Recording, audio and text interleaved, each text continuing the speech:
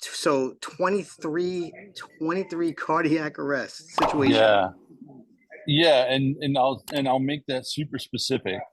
23 times I have been defibrillated outside of a hospital, which adds a little significance because if you're defibrillated inside a hospital, you're surrounded by a crash team with a crash cart, and you have access to drugs like amiodarone or adrenaline or epi or whatever. Right, right. I did not. I did not. So, like the first day in April of 2011, I had five in one day, and that's called an electrical storm or a cardiac storm. And so, if you have more than three that are linked back to back to back, that's what they call that. So I was rushed to the hospital. I was in a coma for 4 days. They didn't think I was going to make it. The first time I woke up out of a coma, I had motor deficit on my left side. Went back into a coma, and then the second time I woke up, I had no motor deficit and walked 212 feet to my next room. I went back to work in 30. I got an implanted AICD, so it's a defibrillator and a pacemaker combined. So I went back to work in 30 days. How And old were you at just that tried time? to 41, 41 41. in the best shape of my life. Yeah. Not now, clearly, but I went back to work and tried to make things normal, right? Normal. But at this time now, I felt broken, less than a source, instead of a source of strength and security and safety for my family. Now I was literally a source of worry and liability and, and fear for them. And that was probably the most destructive part of it, was trying to come out of that. I mentioned I did that, and I shifted my career in 2016 to sell defibrillators, to place them where they belong, because the AED that came to my scene, we'll just say, it just did not work properly. We'll say that. So in essence, they didn't have one, right? So if like in the military, two is one and one is none, and if you have one and it fails, you're out, and that's Right. that. That's why you guys have a secondary weapon, right? Anyway, so then 2018, had two more while I was laying on my bed, just typing an email to a sheriff saying thank you for buying AEDs, and my device shocked me twice. Um, called 911 on myself to get an ambulance, which is something nobody gets trained to do, by the way. You don't get trained to call 911 on yourself, and the dispatchers sometimes aren't ready for that either. Because like I said, hey, she said, hey, 911, what's your emergency? And I was like, me. My name's Rob Hoadley. I'm a cardiac arrest survivor. My device has just shocked me twice. I live at this address. I need help now. And I Wow. could just picture this poor dispatcher going down her list of questions, like, is he breathing? Are you safe? Is there anything else happening? All that stuff that's fucking, it's irrelevant. Yep. And that doesn't matter. And then she got all the way to, she's like, yeah, well, oh, okay, they're on the way. And I'm like, hey, you know what? Could you help me one more time? Could you, could you stay on the line with me till they get here? And she's like, oh, yeah. And I happen to know in San Diego, that's the last thing on their question sheet. Like, I'll remain on the line with you till help arrives. Something like that. And I'm like, okay, cool. And so that was that. So that was number 6 and 7. And then February 21, I had number 8 just sitting on my couch. And then the topper of it all, um, December 24th, Christmas Eve in Mexico on a fishing vacation, dirt roads, ATVs, 14 people from our family in this one hotel. Last day of the vacation, I'd gone down to the Sea of Cortez to watch the sun rise over the water. Because in San Diego, I see the sun set over the water all the time, right? And I'm a nerd like that. So I'm like, hey, let me go check that out. And by myself, super early in the morning. I'm an early morning dude. I get out there, it's dark, and see a couple fishing boats go out. And I'm just sitting there. The air tasted great. It smelled great. The sound of the ocean, the water coming in is, man, what a great vacation. This has been so bang. Like, oh my God. Now I got shocked because I went into a fatal rhythm, and I was at peace, man. I was relaxed. I was absolutely in a state of absolute peace. And immediately I realized that 911's not a thing.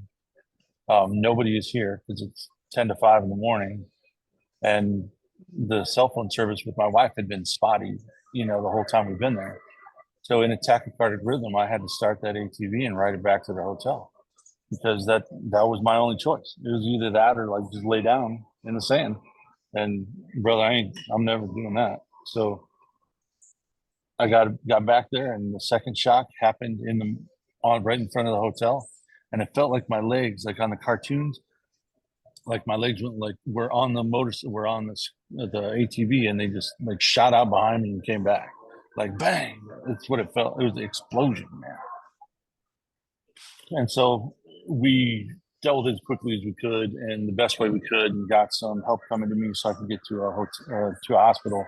Hospital, I say, but I ended up being shocked 15 times that day in 8 hours, and Oh my I was God. awake for all 15 of those. And I'll tell you what, man, that would change how you look at shit, look at things, look at life. And literally it did, because I came home. When I finally got home, I had a different eye prescription. I got shocked so much and so many times. I had 4 broken teeth and a new eyeglass prescription. Oh my God. It was amazing. It was amazing. I was like, wow, how did that happen? But like, so one of the coolest things about this whole Mexico fiasco is that it was Christmas Eve when it happened. So Christmas Day, Saturday, my wife upgrades our immigration paperwork because it had expired, and then she got into the embassy on Christmas Saturday, or the consulate, embassy, whatever the hell, and got new immigration paperwork, secured an ICU bed for me in La Jolla, California during pandemic, and secured a jet to take me out of Mexico on Sunday morning at 8 o'clock. Doesn't speak Wow. Spanish. She didn't spend any money. I'm like, how in the hell, babe? I can't go to the DMV and get my license updated today on a Tuesday in the States. And how did you do that? She's explained it to me, man, a couple of times, and I still have no idea. She talked to the And right I'm people. just, and the right way, and did the right stuff. But man, I'm so lucky. She is the reason why I haven't just gone off the deep end, man. Her and my family that's it. And I don't think that it's that much different. I mean, because I add my Persian Gulf War uh, PTSD with all this, add that to this cardiac stuff that says my heart could fail me at any moment, like right now, or right now, or right now. So how do I drive across Arizona where there's no cell phone service in the middle, are you kidding me, nowhere, to go see Sheriff of Pinal County, Mark Lamb, or go see Cochise County Sheriff Mark Daniels and ask him to buy AEDs, when I know damn well if I were to get it right now, I have no cell phone service and nobody's coming. And so how do you do that? How do you turn back in and make that happen? I don't know, really. I mean, I could think about it for a while and tell you some, self-help stuff, but it's all about my family, man, and helping save people, because my life was saved. And I was saved by bystander CPR, by the way. It was not an AED that did that. It was 7.5 minutes by a guy named Thomas John Farley. And he and I are actually going to be speaking at the Cardiac Arrest Survival Summit on December 2nd. We're part of a panel talking about the mental and emotional impact of being part of like a cardiac resuscitation event, and it's going to be intense. It's because it's the first time he and I have spoken publicly together ever.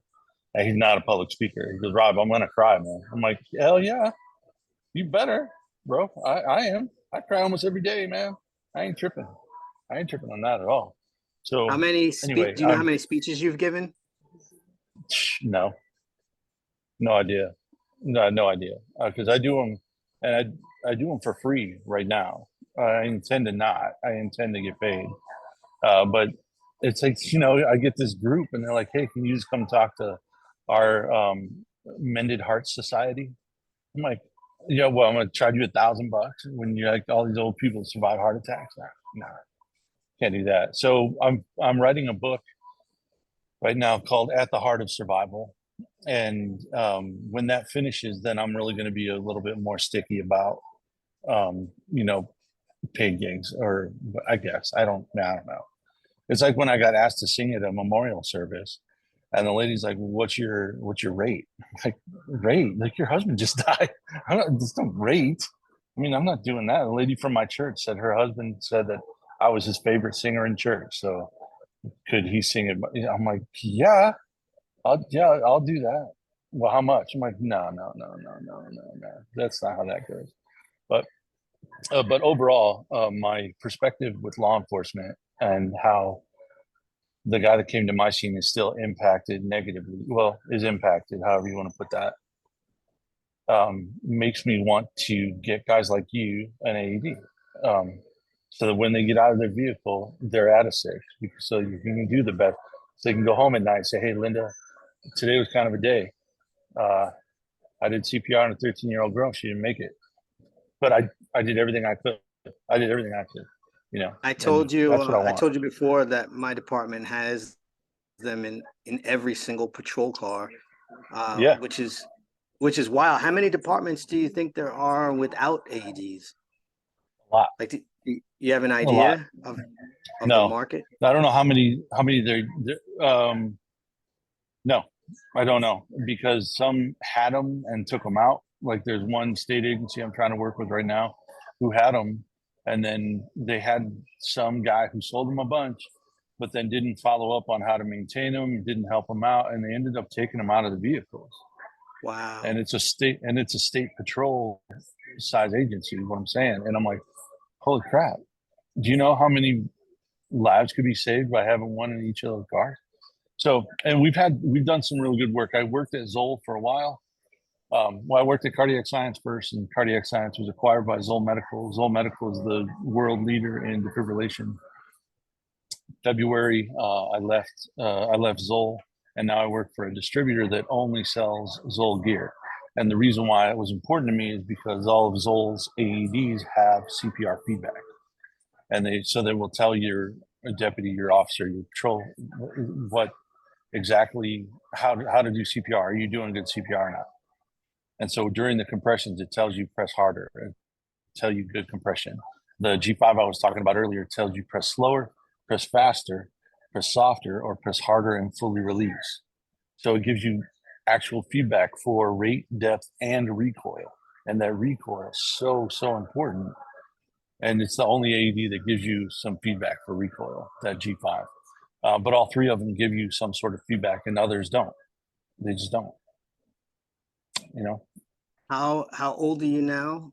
How long has it been since? 50, 53, so 12 years. 12 years. So you got an additional Yeah, so 12 years of life. oh, and then some, bro. And then some. I've gotten to see both of my daughters graduate high school. One of them get married. One of them graduate from college. The other one graduate from cosmetology school. And now my youngest daughter got a job in her major in Harriman, Utah. She's a city planner.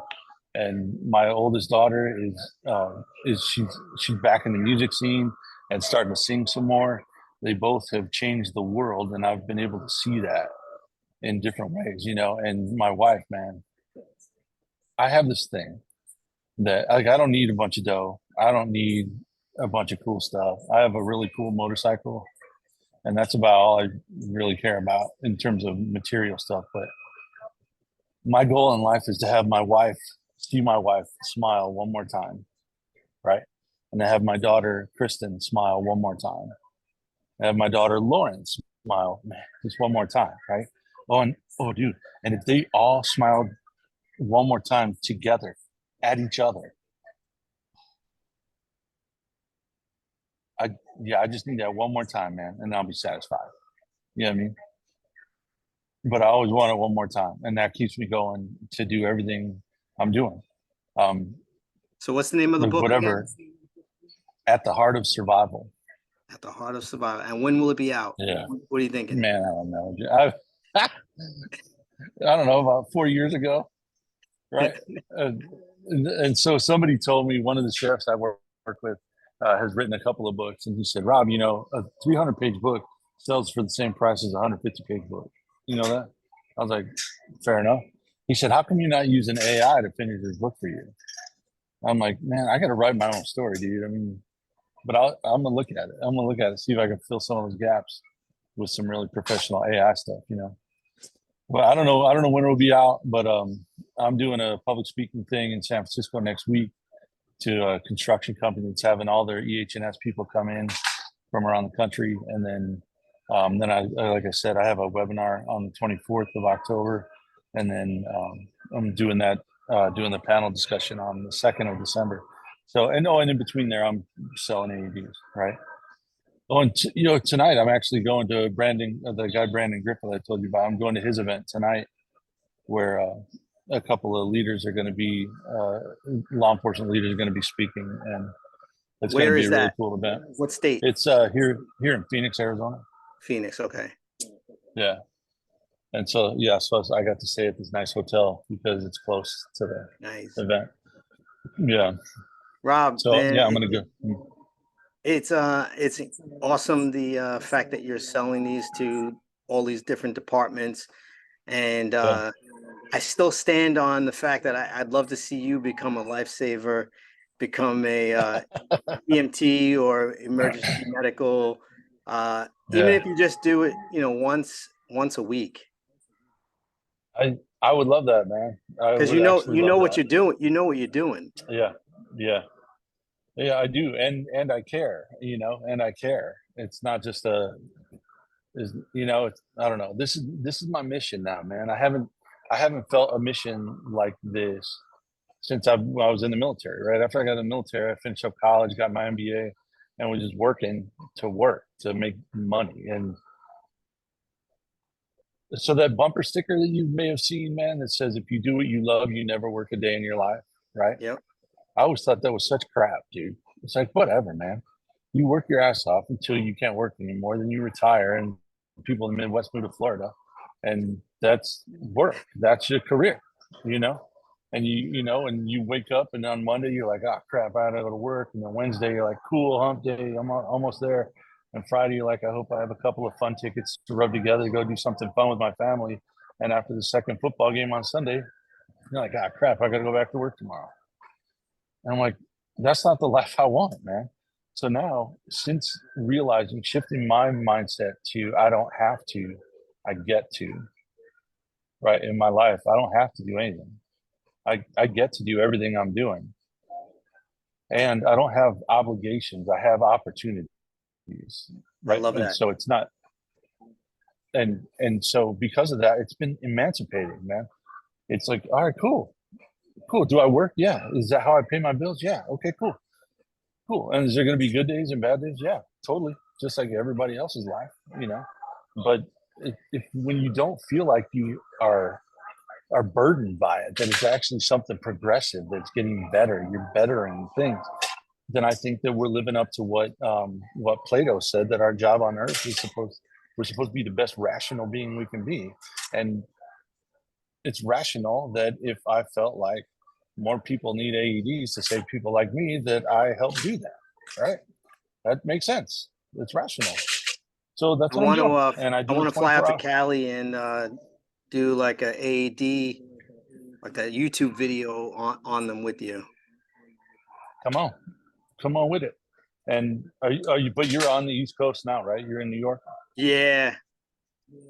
Oh, well, I'm coming to New Jersey, like the first week of December, to Colts Neck, New Jersey, to a theater near you. No, it's a corporate meeting that we're having out there.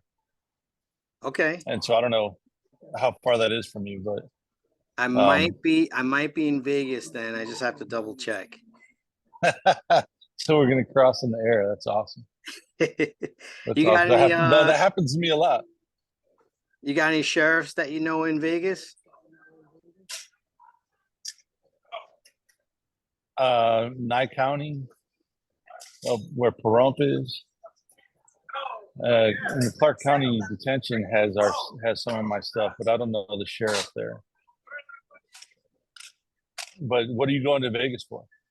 To interview some cops out there and some firemen, and also to go to the Spear for the first time. Yeah. Oh, neat. Um, so somebody who you might be able to talk to. He's in Reno. I think, oh man, I forgot his last name. His name is It, Joe. He's a it'll former come to fire you. chief. Yeah, it always does. You know the deal. Your brain's working on it right now, trying to figure out what that name was, right? But he's a firefighter, a former fire chief that is part of Nevada Project Heartbeat, and they're a distributor of AED. So they're, I guess, in essence, my competition now, but whatever. Um, and yeah, I'm trying to get that name, man. Damn it. It's a famous name too. That it shouldn't be on this old fire chief space, but it is. Um, anyway, I'll get it. And but he's a cool dude, and would be a good interview, maybe. And then I can think about some more stuff. But and even the Clark County School District Police Department is they're a good group of dudes too. Um, anyway, but yeah, so that's in, I mean, in Nevada. I think that's all I got off the top of my head. But I um, appreciate I appreciate the work that that's a you really do. cool thing that you're doing. Thank you, brother. I Well, thanks. I appreciate it. appreciate the work you're doing too, man. I mean, pe- people that run in while other people run out have my respect, because I have run out before, but I've fucking run in before too, and I know the difference, and I know the difference, and I'll be the first one to call 911, man. That shit, I'll tell you what, no question. But you guys do stuff that nobody else wants to do, and then because it's a bit esoteric, because people don't really know everything that's happening in a scene. You can't get a 2-second news clip and know, oh my gosh, I can't believe that guy did that. Really? All right, have you been attacked? Have you been attacked in the street? Like Sheriff Lamb, the guy that one of the guys that's going to speak tonight. One of the interview questions he gives his deputies is, "Have you ever been in a fight? Have you ever been punched in the mouth? Because it's gonna happen. So can you do that? Do you know how to do that?" Like, like, well, all right, you're probably not it, then, man. You know. And I'm like, that's a good. I've never had that as an interview question in any jobs I've been in. You know what I'm saying? Yep. So anyway, I'm happy to still be around and still know that I'm.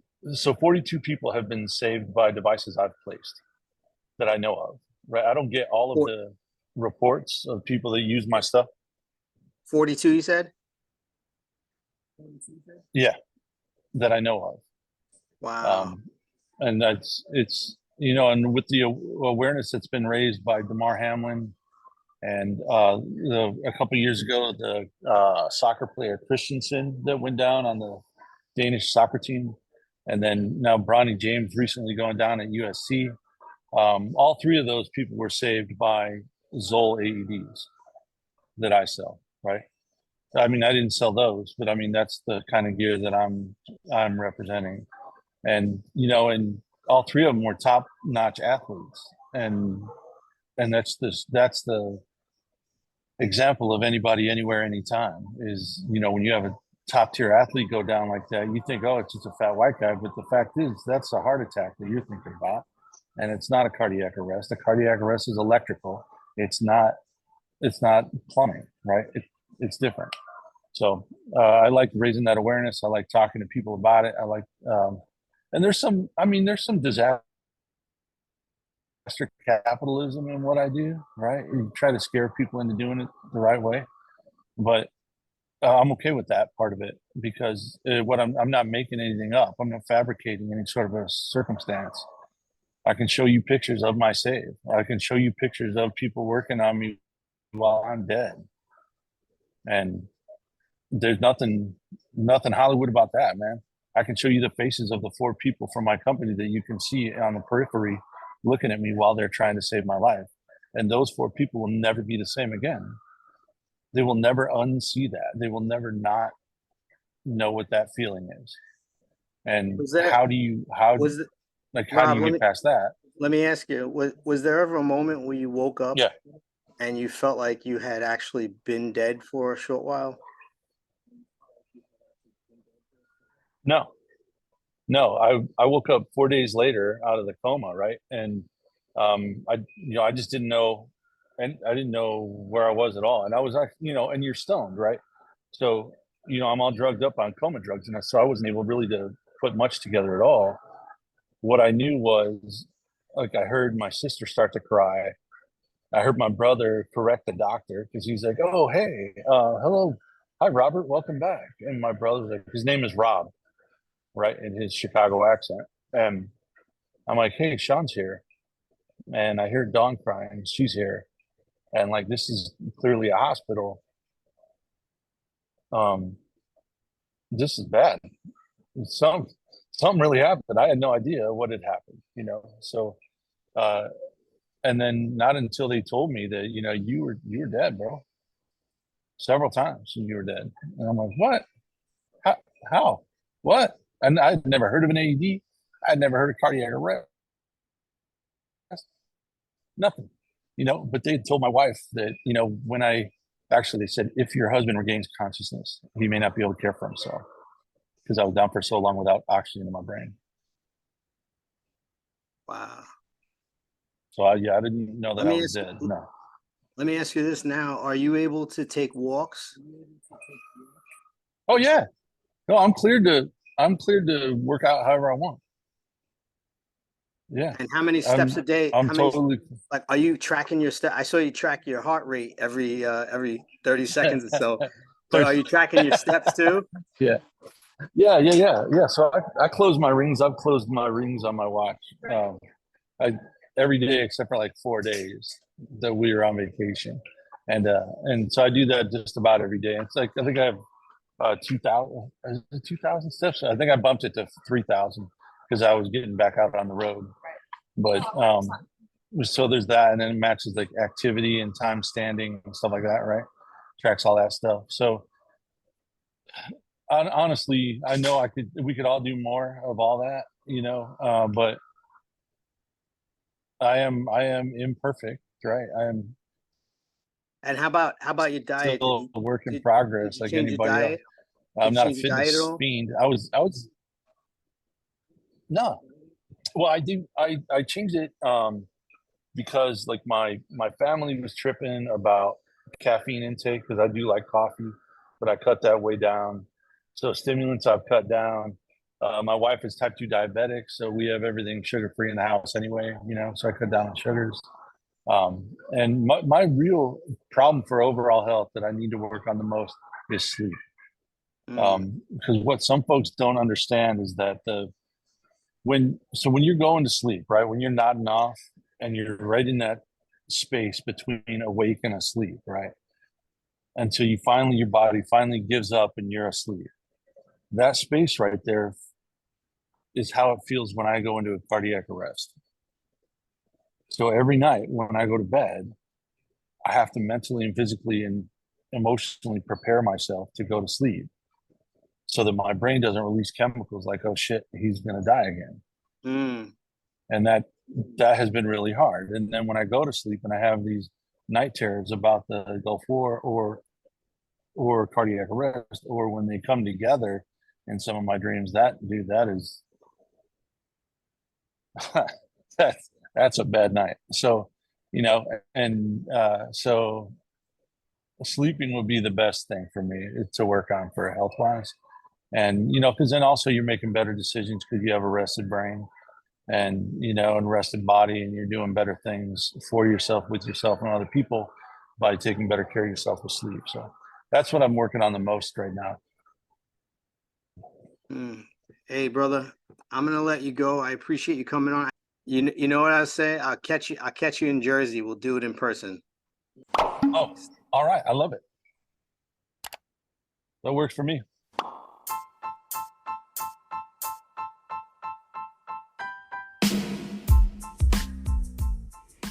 All right, family. I hope you enjoyed this episode. Everyone I interview, I've chosen for you guys because of their story, and I hope that you get some value every single time. If you did get value, or just simply enjoyed the episode, please share the episode with someone that you know. If you know of a guest, a frontline hero that has an amazing story, something uplifting or a positive message, hit me up in the contact form of www.davidleith.com, or DM me at Instagram at davidleith1. Subscribe to the show because I have some really phenomenal guests coming up in the next few weeks that you definitely don't want to miss. All right, one.